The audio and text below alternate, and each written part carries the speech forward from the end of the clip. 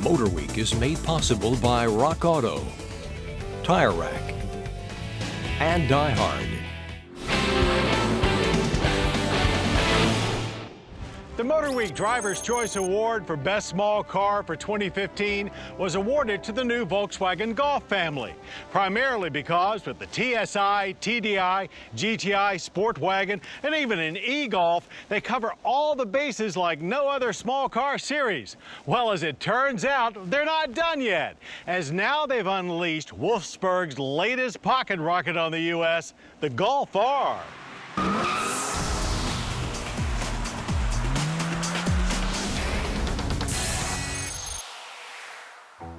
Regular viewers of MotorWeek are no doubt a little weary of our incessant praise of the new Volkswagen Golf and GTI.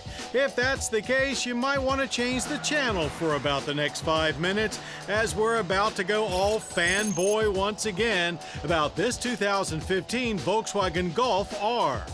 All-wheel drive is part of the Golf R's platform, of course, a Haldex system that stays front biased but can send up to 50% of corner carving grip to the back tires. But that extra hardware does push weight to a hefty 3,340 pounds.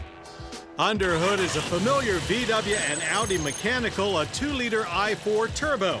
And while that's not a lot of motor in size, it cranks out a sizable 292 horsepower. Plus a seemingly continuous delivery of 280 pound-feet of torque throughout the rev band makes it feel like even more. This time around, just the DSG automatic transmission is available at launch, and a 6-speed manual won't arrive until next year. But as you may already know, we're very fond of the DSG. Driving mode selection gets a new race mode, and you can further upgrade to optional dynamic chassis control that lets you dial in an ultra-stiff ride should you so choose. Regardless, the Golf R is an absolute blast to drive. And really, it doesn't feel much different than the GTI that we love so much until you go heavy on the throttle and let it spin up to glory. The interior finish is great. This car looks and feels like it's worth every penny you spend on it. Think more Audi than base VW. There's plenty of room, a simple and effective layout with logically placed controls. The upgraded sports seats are awesome at holding you tight, but comfortably so in a Teutonic snuggle sort of way. The GTI is certainly no slouch when it comes to the handling department, but here on the Shenandoah circuit at Summit Point Motorsports Park near Charlestown, West Virginia, the Golf R hunkers down and scoots through corners even better than your wildest expectations. Despite a soft overall feel, there's plenty of grip to be had, as no matter how much throttle you're carrying, this chassis can put power in its place, and of course, that's on the pavement. ESC can now be fully turned off, but Sport Mode is absolutely great, letting you have quite a bit of fun before the electronics step in to keep you pointed where you should be.